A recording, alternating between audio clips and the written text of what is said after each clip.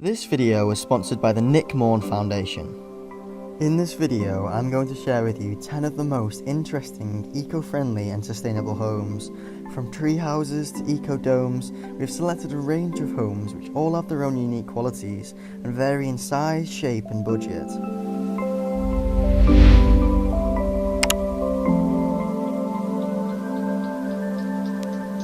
To start things off, we are visiting a building in England known as the Passivhaus Tree house.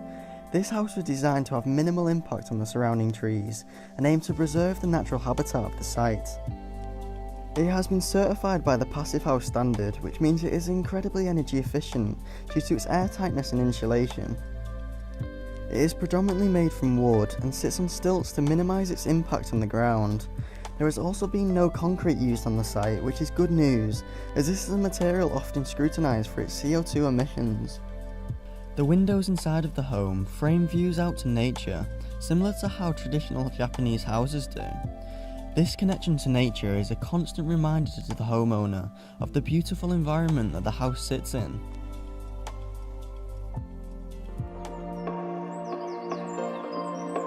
This next home was put together in just 3 days. It was made using a process known as prefabrication, which involves creating the entire home off-site in a factory. This minimises waste, site disruption and transportation, which ultimately reduces the carbon footprint of the building. This home was made in 3 separate chunks, with all the fixtures and fittings already installed in the factory. This meant that when it arrived on site, it could simply be connected together like a jigsaw.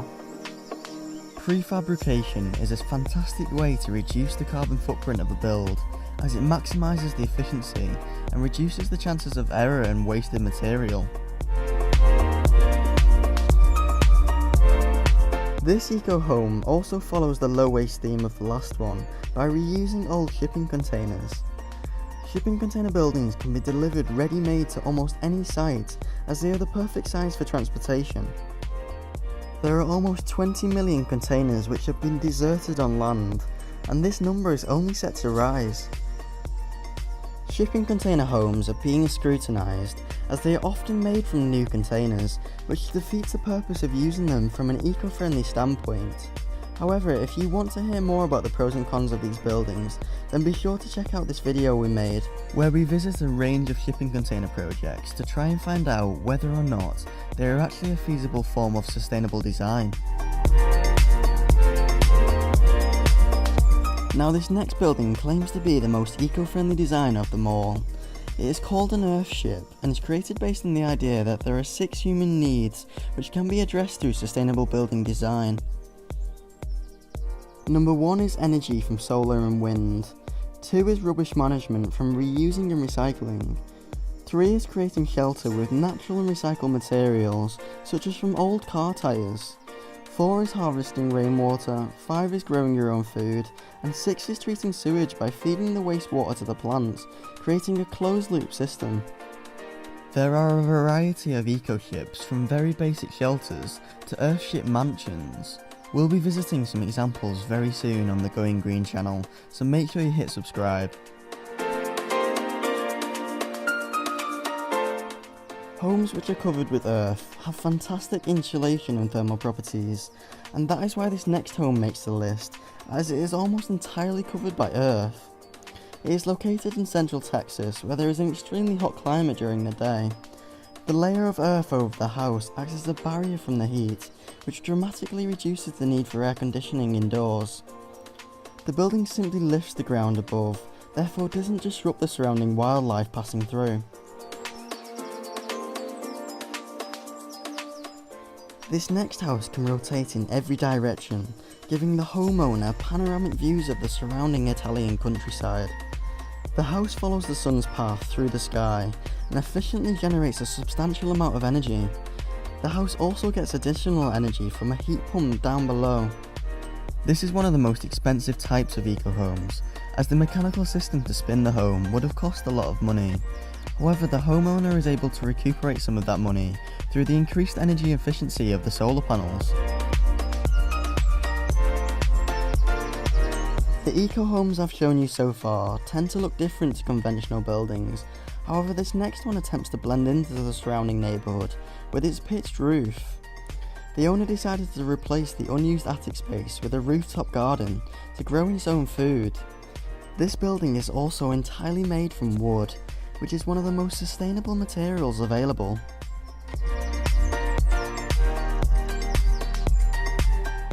These eco-homes are designed to optimise the amount of interior space while having a small overall footprint.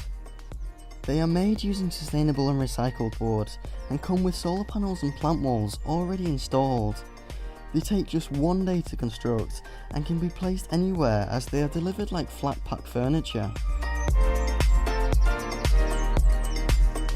Rammed earth is an ancient building technique where raw materials such as chalk, lime and gravel are pressed to form walls. These buildings are becoming more popular in the modern day due to their eco-credentials. Materials for this building have been sourced from the surrounding area, and the rammed earth gives the building great thermal mass, which prevents the inside temperatures from fluctuating throughout the day. This is an example of vernacular architecture, which means it is a building that uses local materials and knowledge. This is said to be the most sustainable way of designing, as it eliminates huge carbon emissions from transportation.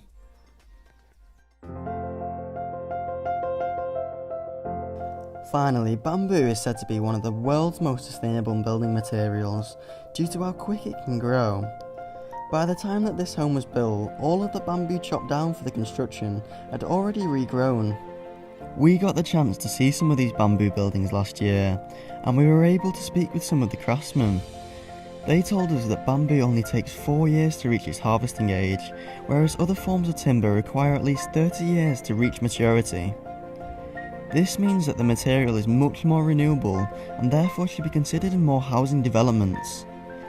Bamboo is now being processed into building blocks, which means that we may soon be seeing entire timber constructions made solely from bamboo, as it becomes a cheaper and more sustainable source of building material. Many of the examples shown in this video work particularly well in certain climates, but wouldn't be practical in other climates. For example, this bamboo home wouldn't work in England. This is why there isn't one single standalone design for an eco-home, as the building must respond to the climate that it is situated in. Eco-homes are becoming increasingly popular as people become more aware of their environmental impact, so it is likely that we'll see much more of these homes in the near future. Let us know in the comments your favourite eco-home, and please leave this video a like if you enjoyed it, as it really helps out the channel. Thank you, and I'll see you in the next Going Green video.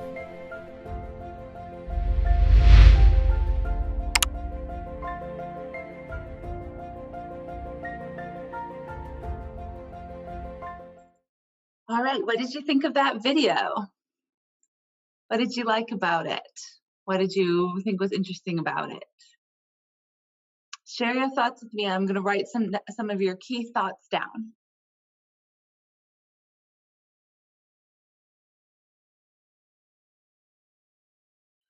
So do you remember the house in the beginning that was sitting up on stilts? It was way up off the ground. Do you remember why they said they built it on stilts? Why was that helpful? Because it reduced how much it impacted the ground, right? So it's like almost like the house isn't even there. It doesn't squish the worms. It doesn't block the animals from running through. There's just these little stilts that are touching the ground, and then the house is up in the air. Yeah, how about when they called it a passive house? How come they called it passive? Did anybody understand why they were saying this is called a passive house? Because it gets its energy from the outside. It doesn't have to produce a lot. We don't have to burn a lot of fossil fuels, meaning we don't have to make a lot of smoke and pollution in order to keep the house warm. It uses the sun, it uses the environment and its insulation to keep it warm or cool if it's hot out. So we don't have to create a lot of pollution in order to be comfortable in our house. That's why it's called passive. And does anybody remember why they said that they don't use any concrete? They try not to use concrete. Did you catch that? A lot of houses are made out of concrete. Why did they say that they didn't want to do that? A lot of CO2 emissions, right? A lot of CO2. What does CO2 do in the world? It creates greenhouse gases, right? We've studied greenhouse gas. It makes the planet warmer and warmer and warmer. so that we end up with climate change, climate disasters, more hurricanes, more tornadoes. People are losing their lives to droughts, those kinds of problems. So we don't want to be putting more CO2 out into the atmosphere because it's causing climate change. So when we don't build with concrete, that helps with that. Yeah. Okay. How about why do they use prefabrication? He was explaining to us that prefabrication means that they build the house in pieces over in a factory and then they bring it to the spot and they just put it together. Kind of like how when we buy furniture, we just open up the package and we just put the pieces together. Why are they doing that with houses? Why is that helpful to the environment? Because it is allowing them to reduce the mistakes. It's faster, so it's more efficient, so they don't use up as much energy while they're doing the building. And it reduces the CO2 emissions again. But yeah, less emissions because the process is really efficient. So there are some CO2 emissions anytime we make anything, but it's all done in the same way, so it's really fast. And then when we bring it to the site, we just put it together. So we don't have to do a lot of pollution that there on that site where we're actually going to build the house. We saw some of them, they just put them together even in one day. That was crazy, right? Very cool. So how about those container houses? Did you see those container houses? They had all different designs. We're going to learn more about those container houses. How about those container houses? Did you see those container houses? There was all different kind of ways that they were shaped and they were stacked together and they built the houses out of them and then apartment buildings. We're going to learn more about that. But did you catch what's the good side and the bad side of the container houses? Did you hear that part? Why was it good or bad to use container houses? So when people are using the used containers, they said there's 20 million, that's like our whole city 20 times. How many people are in our whole city? 20 times. 20 million of them that have just been abandoned. They've just been thrown away. They're just sitting around on the earth, creating pollution. So the idea of the container house is that you're supposed to use those so that they're not wasted. But a lot of people want the house to look extra nice, so they go buy a new container. So that doesn't help the problem. That's not recycling, right? That's just using a new thing. So that's why they were saying container houses are only good if you really do the recycling. All right, there was one that they called an earth ship, and it was not underground, but it was really close to the ground, and it had lots of windows. And they talked about how it helps you grow your own food, it helps you recycle the rainwater, and then it helps you process the sewage. What is sewage? Yeah, sewage is all the nasty stuff that comes out through your toilet or down your shower drain, all that dirty water that has pee and poop in it and all that kind of stuff, all that stuff that you don't want anymore, it usually goes into what we call the sewer drain and it flows away from your house. And the city has a plant where they treat it with chemicals. They try to make it less gross. Obviously, that uses a lot of energy. That creates pollution. So what were they doing in the earth ship with the sewage? So in that system, they're actually recycling the sewage into something you can use for energy and for water in your house. So it's cleaned. They have a system for cleaning it. Don't worry, they clean it. But once it's cleaned, it actually stays in the house and gets reused for the things that you need instead of going off and having to be treated by chemicals and creating pollution. So that's kind of gross, but it's interesting how they do it, right?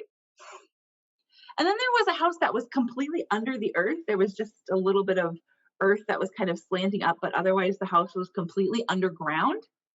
Why did they do it that way? Why was it underground? What was one of the things that was good about having it underground? Do you remember? There was a couple of reasons. Do you remember why?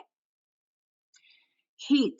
Heat was one of them, that it keeps the heat in because it doesn't have the walls that are standing up in the air that the warm air will just go out. It's underground, so it keeps it insulated. Yeah.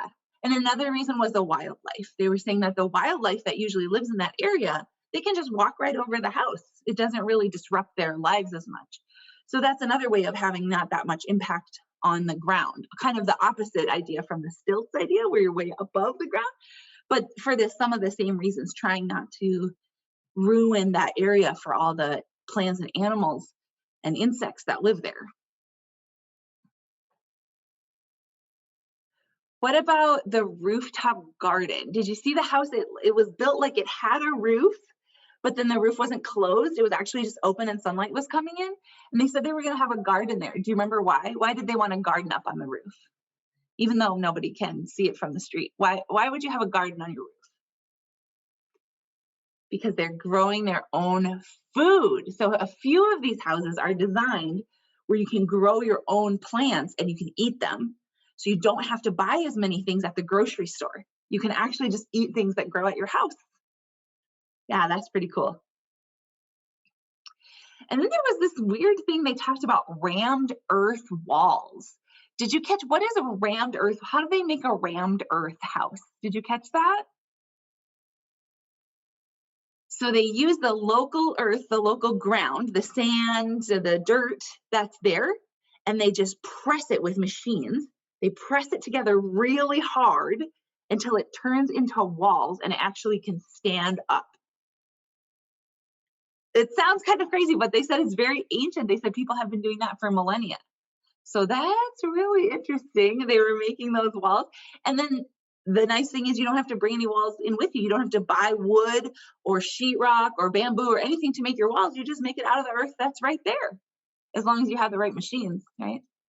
Interesting. And then at the end, they showed us a bamboo house. Do you remember why they said bamboo is such a good material? Why is it good to build out of bamboo? Did you catch that? They actually said that by the time they're finished building the house, all of the bamboo that they cut down to build the house has already grown back. So you actually don't ever use it up. It's so renewable that by the time you use what you've cut down, it grows back because bamboo grows really fast. So that's a really interesting material that you can use. And then at the end, they said that there's not one best way to build your house for protecting the environment. And why is there no one best way? How come they didn't tell us which house is the best? Do you remember why they were explaining that? They were explaining that it depends on the climate that you live in, right? Some people live in places where they need lots of heat in their house. If we live here in Minnesota, or if we live in northern Canada or in Norway, it's winter a lot of the year. Our houses have to be warm. But if you live like in the bamboo houses they were showing, if you live in the tropical areas, if you live in Thailand or Vietnam, or even in the middle of Mexico, it never really gets cold. So you don't really need a warm house. It's nice to have a house that's cool and it's open and the breeze can come in so you don't get too hot. So it depends on where you live and it depends on what's available there, right? If you live in a place where there's no forest, like you live in the desert, and you say, well, I'm going to build my house out of wood, well, then we got to go all the way to the forest to get the wood and bring it all the way back. So that's more carbon emissions, right? But if you live in the forest and the wood's right there, that's different, right? So a lot of it depends on the location. Yeah, so there's a lot to decide. When we say we want to build a beautiful house and have it be good for the environment, there's a lot that we have to decide and learn about. A lot of different choices that we need to make. Have any of you ever been around when your house was being built, or did you ever design a house? Do you have like a dream house? Did you ever like imagine what your dream house would look like? Or did you ever watch your parents fixing up your house? Yeah, tell me about that.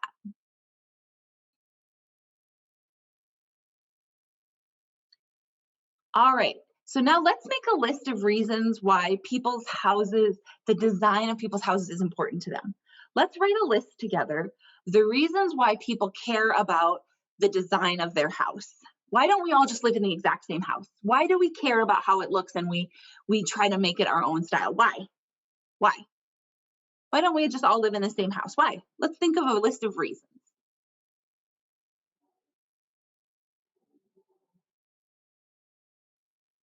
All right. Now, what are some questions that you have about houses? What are some things you don't know about houses? Let's think about some things. If I told you right now that you have to design a house, you have to go build a house, what would you need help with? What would you need to learn? For example, me, I don't know how they get the walls to stand up so that they don't fall down. I don't know how they make them stand. I've seen them where they put like something against it, but then when you see houses, they don't have that. So I don't know why they stand up. So that's my question is why do the walls stand up? What other questions do we have that we don't know about houses? How much do they cost? Oh, good question. Good question. And I think some are cheap and some are expensive, but like why? Right? That's a good question. Yeah. How about, yeah, what are the roofs made out of? Yeah, that's a really good question. Okay, let's think of all the questions that we can think of about how they build houses, how they design houses. All right, very good thinking, everyone. So what we're gonna do in the next couple of weeks here is we are actually going to design a house, and that house is gonna be an eco house. It's gonna be good for the environment. But we're gonna make it a little bit challenging. So it'd be very easy to just say design your favorite house, design your own house, because you'll just pick whatever is easy. And that's okay, you can design your own house at the same time, but I'm gonna give you a little bit of a challenge. We're gonna pretend that we work for a house designing company, what they call an architecture firm. We're gonna pretend that we work for an architecture firm, and we're actually gonna meet some real people who work at a real architecture firm, and they're gonna tell us about their job, and we're gonna try to do their job. So what's gonna happen is you're gonna have a client, you're gonna have a customer, somebody who wants a new house, and you're gonna design it for them, and you're gonna make it as eco-friendly as you can, going along with the requirements that the customer gives you. So you're going to make a lot of decisions, but you can't go against what the customer wants because then they won't want to buy the house. So you're going to design it and then they're going to buy it. So you want them to like it. So we're going to have some real people. You're going to recognize them because a lot of them are your parents. They're going to come in here and they're going to be your customers. And they're going to tell you where they want the house to be, how big it should be, if they want anything special in it, like a game room or an office or a baby room, if they want a big yard, if they want a deck, they're going to tell you all the things that they want. And then they're going to tell you things that they don't like and that they don't want. Like, for example, I really don't like the sun coming in when it's in the afternoon because it's so bright, it's too bright for me. So I don't want I don't want a lot of windows on the west side of the house. So you have to go with that because that's what your customer told you, right? So they're going to talk to you, you're going to interview them. We're going to help you. You're going to interview them to find out all the things that they want and don't want. And then you're going to be the one who's going to think of the design. And you're going to try to think of the awesomest design that you can and then sell it to this client so they'll agree to buy it. And you're actually going to, once you research all the pieces and you make all the design, you're actually going to build a model for them so that they can see what the house will look like.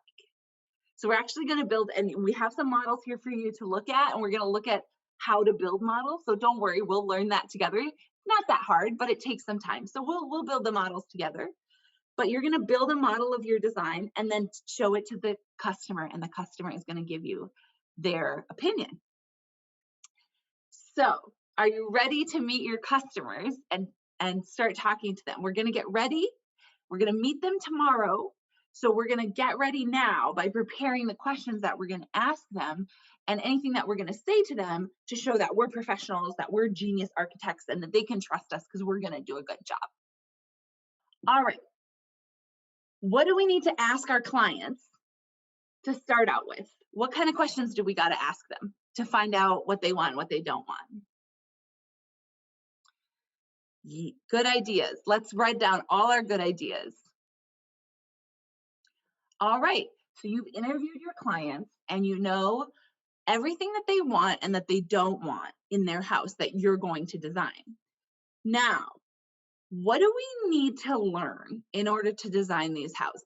I said that you have to design the house and you have to make a model, a physical model like these ones to show your client.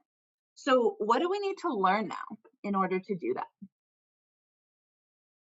Okay, let's plan our lessons. What are we going to do during this project?